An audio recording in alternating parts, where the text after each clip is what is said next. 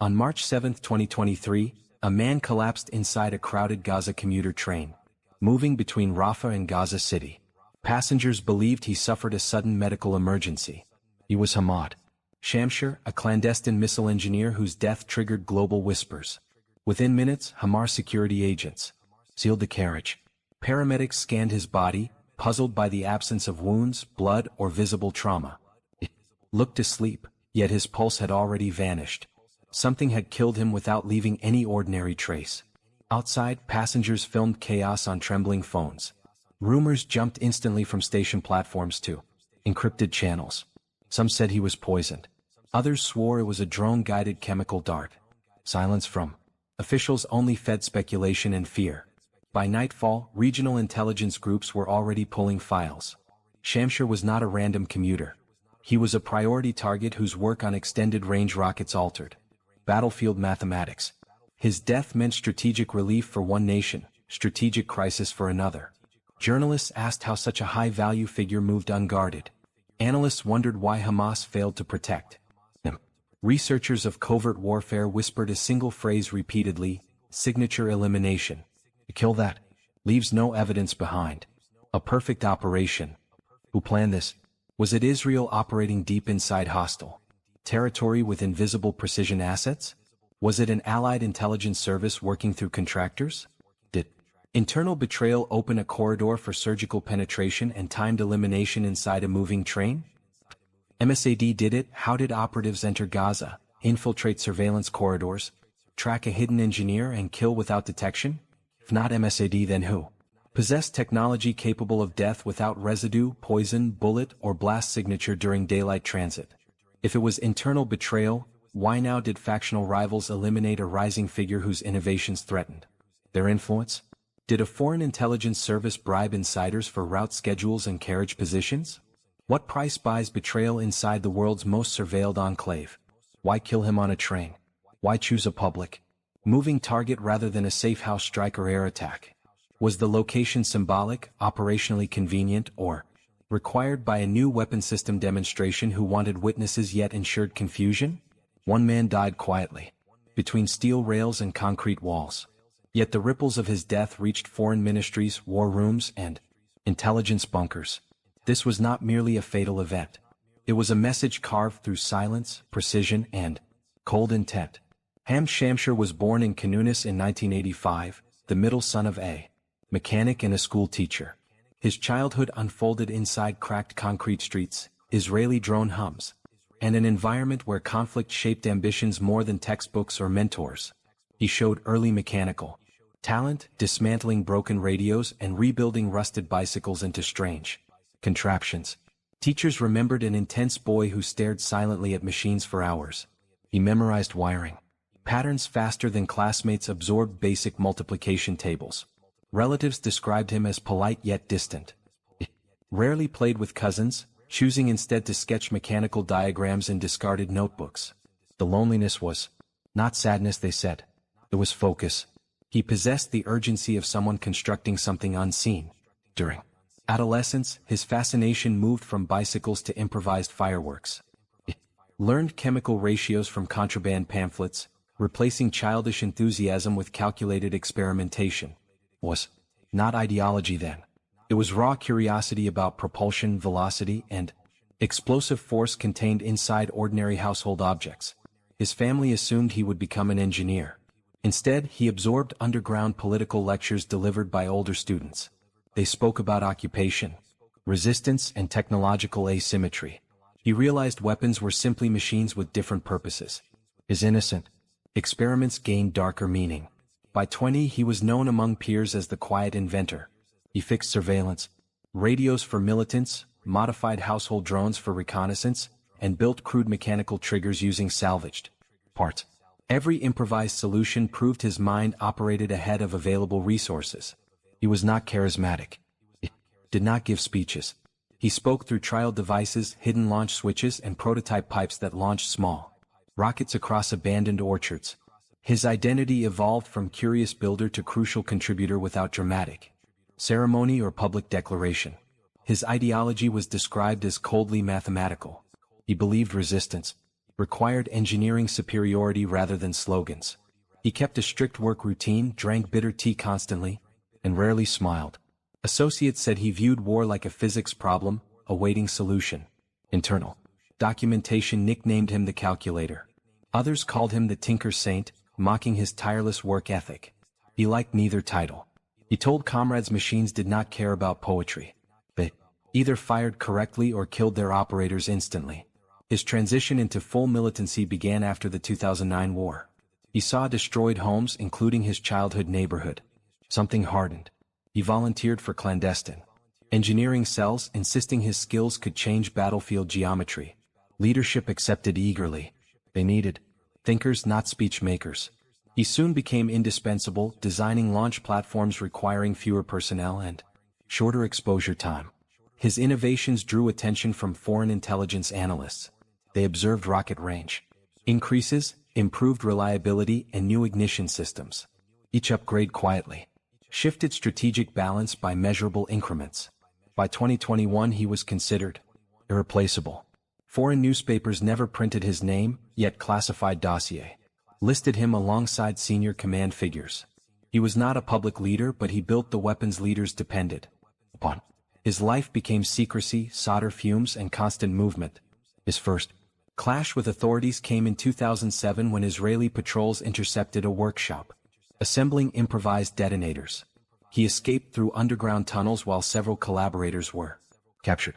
Intelligence officers marked his name for future monitoring, unaware how important that name would become. 2008, Egyptian police arrested him near Raif for possession of restricted chemicals. He spent 6 months in detention, interrogated about smuggling networks. Afterwards, observers noted a change. He became disciplined, patient, and cautious. Recklessness disappeared, replaced by cold operational planning. When questioned later, comrades said imprisonment radicalized him more than lectures. Guards beat him for refusing to identify suppliers. He emerged with bruised ribs, learning lessons about secrecy, loyalty, and the value of technical knowledge as strategic power. In asymmetric conflict, stories circulated that he endured sleep deprivation and electric interrogation. Whether exaggerated or not, something shifted. He stopped trusting intermediaries.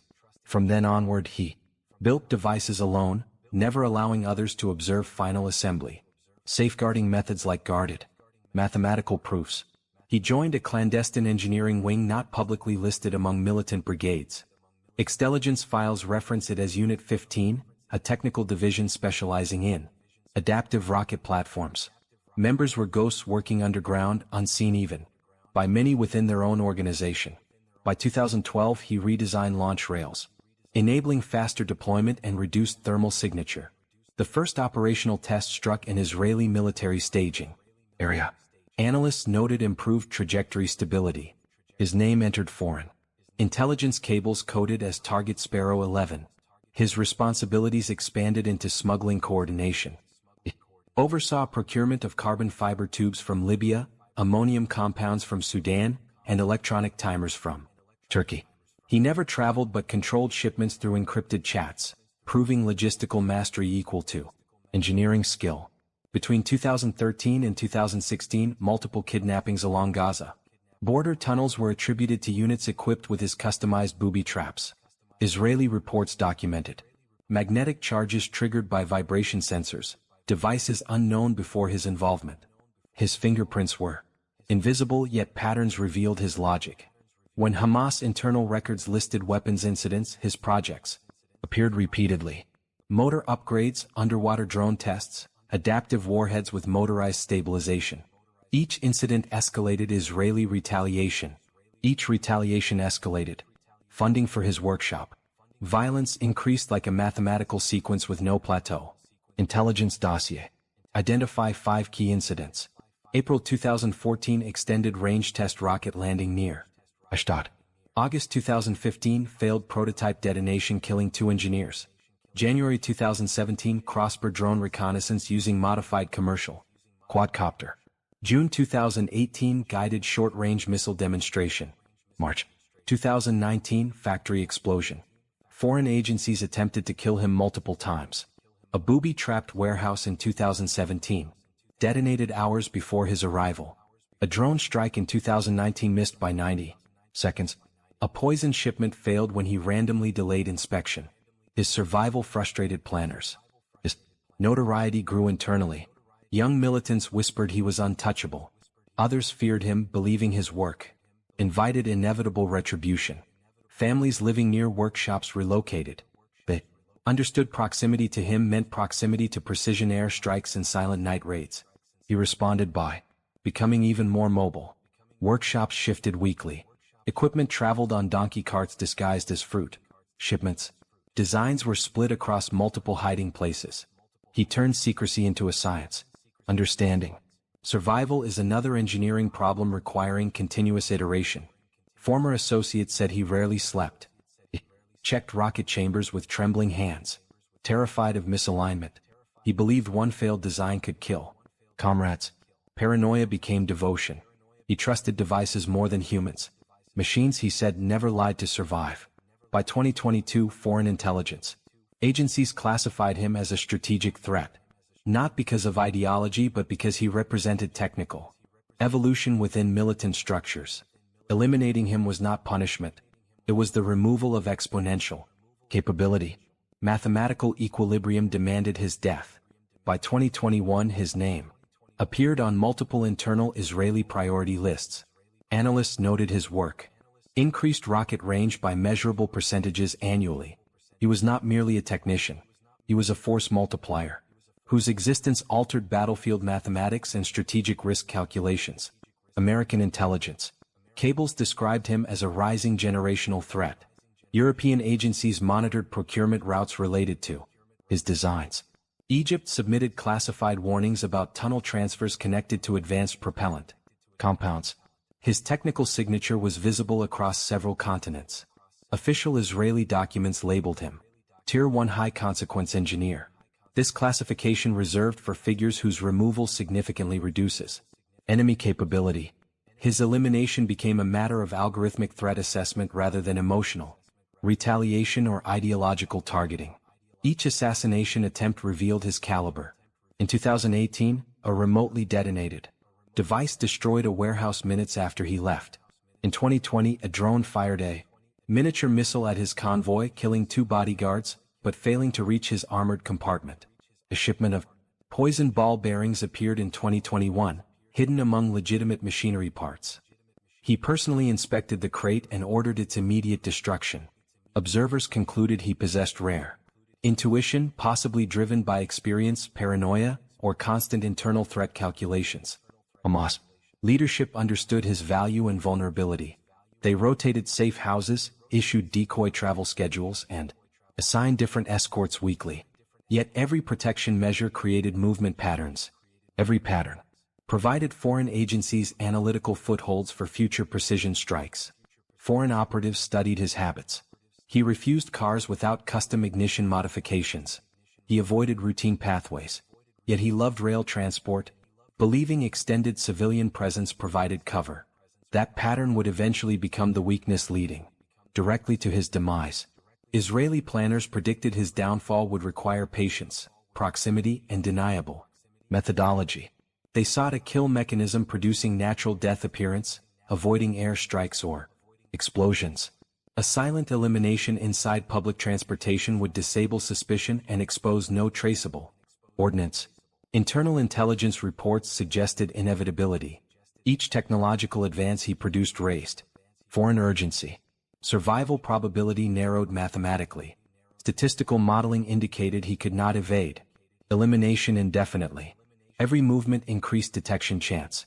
Time not. Faith determined the moment of execution. He understood the threat. He worked harder, slept less, traveled quietly, and trusted no one. Yet the world around him shifted. Algorithms plotted trajectories. Foreign officers approved budgets. Eventually, one decision sealed his fate. The train doors closed. His countdown began. The struggle between Israel and militant factions in Gaza is rooted in territorial displacement, competing historical narratives, and unresolved claims of sovereignty. Every technological breakthrough, every assassination, and every new missile prototype exists within a conflict defined by cycles instead of resolutions. For decades, Israel sought to neutralize rocket capabilities emerging from Gaza. Each range extension altered strategic depth, exposed new civilian areas, and forced recalculations in military doctrine. Single engineer who improved projectile performance could shift regional deterrence significantly. Hamas viewed engineers like Shamshir as weapons equalizers. They believed missiles terrified cities more effectively than speeches. Low-cost rockets that forced billion-dollar defense systems represented asymmetric victory. Technology, not territory, became the new terrain of contest. Regional powers watched closely. Iran allegedly provided technical blueprints and raw materials through covert logistics chains. Turkey ignored certain exports. Qatar funded infrastructure indirectly. Egypt alternated between cooperation and obstruction depending on shifting political priorities and international pressure. Western governments condemned militant rocket development, yet monitored technical evolution with fascination. Reports circulated through NATO intelligence forums describing new carbon fiber casings, enhanced ignition chips, and unusual propellant formulas. Each referenced the mysterious Gaza engineer known in files as Sparrow 11. Inside Gaza, every major war reshaped scientific priorities. After the 2014 conflict, research shifted toward remote launch capability. After 2021, guidance accuracy became obsession. Engineers worked underground like insurgent academics, converting basement into laboratories fueled by survival urgency. Israel responded through layered strategy. Missile defense systems intercepted projectiles. Intelligence units mapped chemical pipelines. Diplomatic channels pressed foreign governments to restrict shipments. Covert units pursued engineers individually, believing destroying mines was faster than destroying every prototype. Assassination campaigns developed parallel historical significance. From the 1970s onward, Israel targeted individuals considered nodes of future threat. These operations became global signatures, studied by analysts the way military historians examine tank battles or naval blockades. Modern geopolitics complicated everything. Media narratives constrained overt strikes. Drones reduced exposure yet risked misidentification. Cyber tools offered data but not always location. Eliminating one man required synchronization of political timing, intelligence, certainty, and plausible diplomatic deniability. Meanwhile, militant movements mythologized fallen engineers. They framed them as martyrs of science under siege. Children learned their names like heroes of underground universities. Each death inspired recruitment, creating a perpetual cycle of innovation matched by perpetual targeting. Foreign intelligence reports debated whether killing technical figures delayed progress or accelerated it. Some argued assassinations encouraged specialization and secrecy, forcing innovation toward harder detection. Others insisted they interrupted institutional memory, reversing capability by years. In this landscape, Hamad Shamshir mattered because he represented dangerous continuity. He survived multiple wars, retained knowledge, and passed breakthroughs into operational stockpiles. His death was not symbolic. It was a calculated attempt to collapse a technological curve, rising dangerously fast. The operation began months earlier inside a classified command center near Tel Aviv, where analysts tracked Shamshir through pattern recognition algorithms. They discovered his preference for early morning rail travel, believing crowded carriages provided anonymity unavailable in cars or guarded convoys. Operatives entered Gaza using forged humanitarian credentials and medical supply documentation. Their cover identities matched international volunteers assisting aid groups. They carried harmless equipment, yet embedded within crates were micro-devices resembling medical readers but functioning as chemical dispersal modules.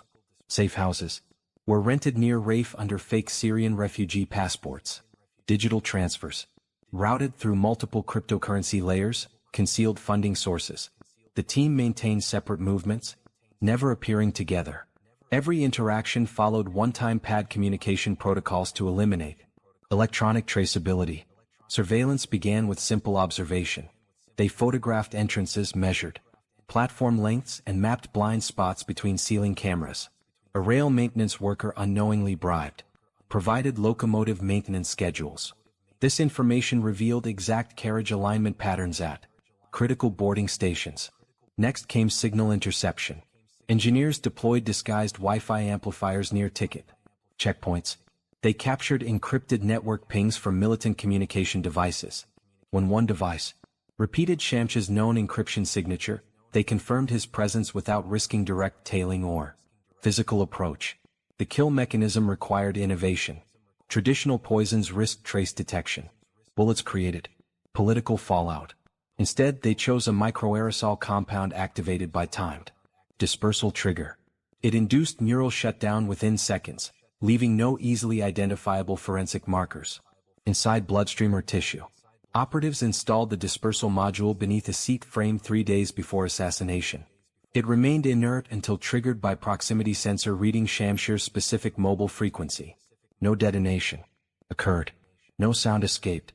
A chemical blink replaced traditional kinetic violence entirely. On operation morning, surveillance confirmed his entrance at Khan's platform. He wore simple gray clothes, carried a folded document tube, and displayed no visible protection detail. Operatives boarded separate carriages, maintaining calm expressions, while monitoring environmental sensors through concealed wrist screens. Shamshir sat near the target seat, unaware the mechanism armed itself automatically. Once his device connected to nearby network repeaters, the system recognized signature hash, releasing a barely perceptible plume lasting less than 3 seconds into surrounding airflow. It exhaled sharply, blinked twice, and collapsed sideways. Passengers assumed fainting. Someone shouted for water. Another demanded medical help. Meanwhile, operatives remained motionless. Their sensors confirmed compound dispersal completed. Secondary neutralizers activated automatically, denaturing remaining traces beyond forensic detection. Within minutes, platform medics arrived. They detected no heartbeat but observed no trauma. A presumed cardiac arrest was announced. Hamas personnel rushed on board, forcing passengers away. Operatives slid off the train quietly at next station, blending into confused crowds without suspicion. Extraction unfolded with mathematical precision. Each operative traveled separately using fragmented routes.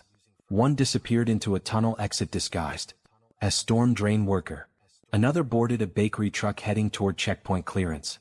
Their communication ended permanently once final checkpoint passed. Intelligence handlers destroyed operational devices physically. Reports were never emailed, only handwritten, then incinerated.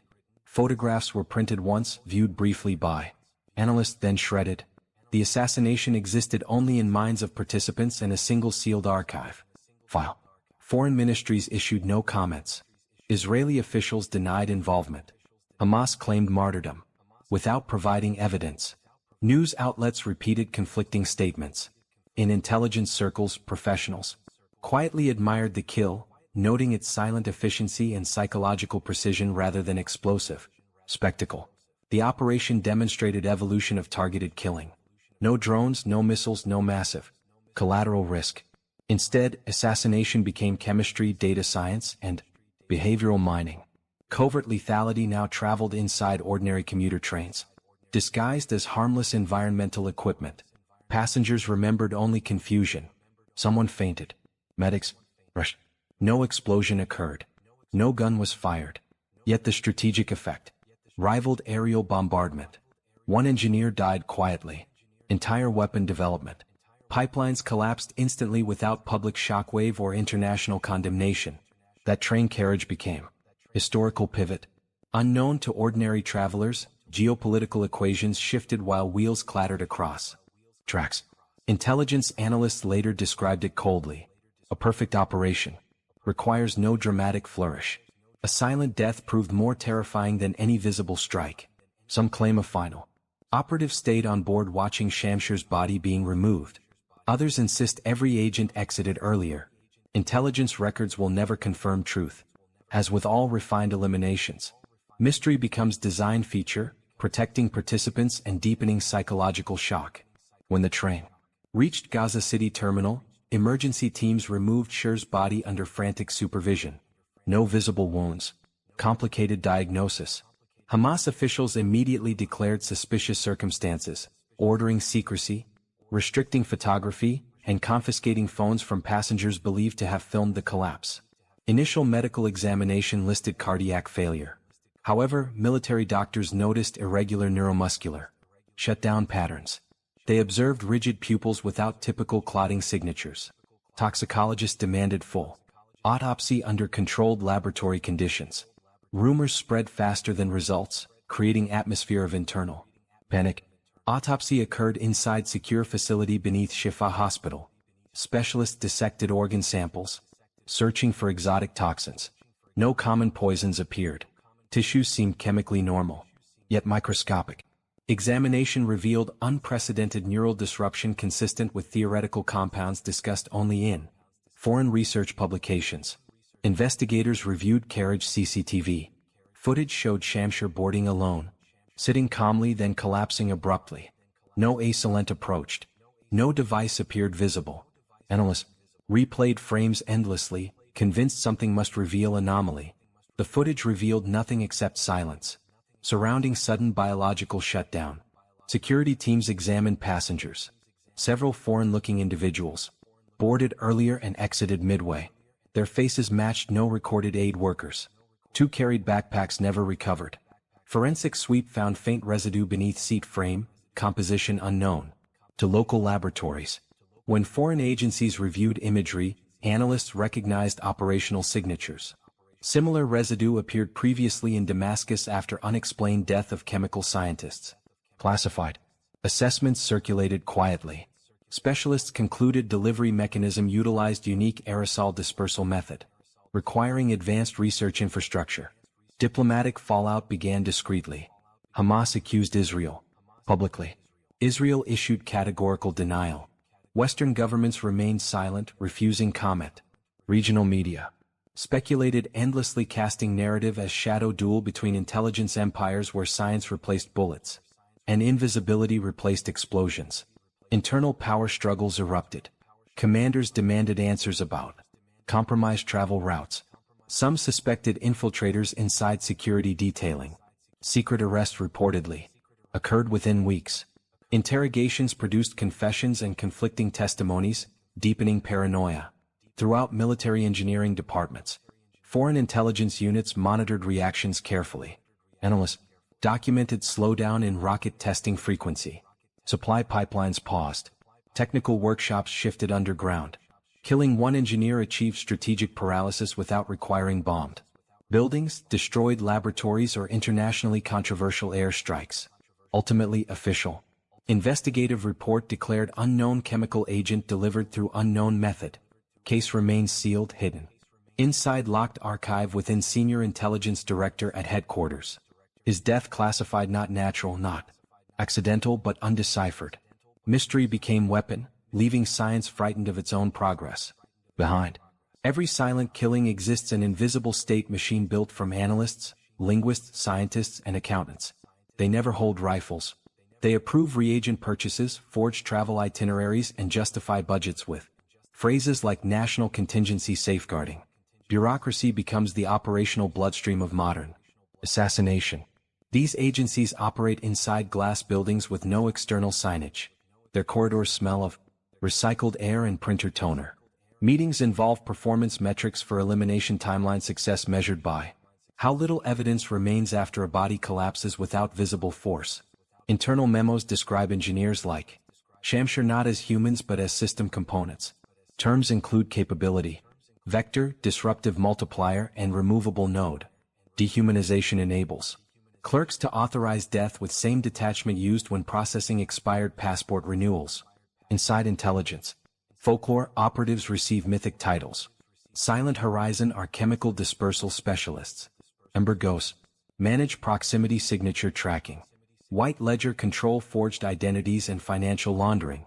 Each unit described like ancient guilds maintaining forgotten arts in fluorescent lit basements. Past operations whisper through hallways like ghost stories. Assyrian nuclear physicist poisoned by handshake. Micropic. An Iranian metallurgist whose heart stopped inside airport restroom. Lebanese courier found sleeping forever inside hotel corridor. Files closed. Evidence vanished. Questions deliberately unanswered. One archive recounts failed mission in Tunisia where target escaped by changing taxi unexpectedly. That file contains only 3 sentences. Failure acknowledged. Assets recalled. Method redesigned. Bureaucracy forgets nothing yet speaks rarely. preserving operational emotionlessness like sacred doctrine. Decision-makers remain unseen above operatives. They approve directives through encrypted tablets while drinking office coffee. They appear ordinary bureaucrats yet control calibrated violence.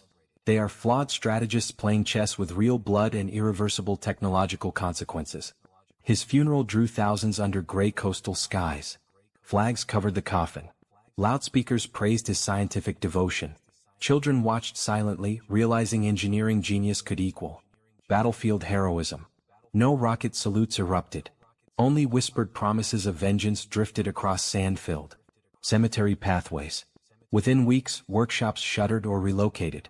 Replacement engineers struggled to decipher incomplete schematics. Funders panicked. Foreign suppliers withheld materials. The technical program built over 15 years collapsed quietly, proving single-minded entire militant industrial pipeline. Regional analysts concluded his death altered equations more than any airstrike. Militants lost momentum. Israel gained strategic breathing room. Foreign intelligence agencies studied operation as template for future quiet eliminations targeting technologists rather than battlefield commanders. Years later, encrypted forums still debated final moments. Some insisted he sensed betrayal. Others believed technology failed him. Historians saw a deeper message. Modern warfare no longer required armies to defeat armies. It required removing thinkers before their ideas matured. In the end, his death changed little in grand geopolitical structure. Yet it revealed a world where governments sanction invisible killers, where engineers become combatants, and where truth remains buried beneath classified archives and polished train floors still echoing with unanswered questions.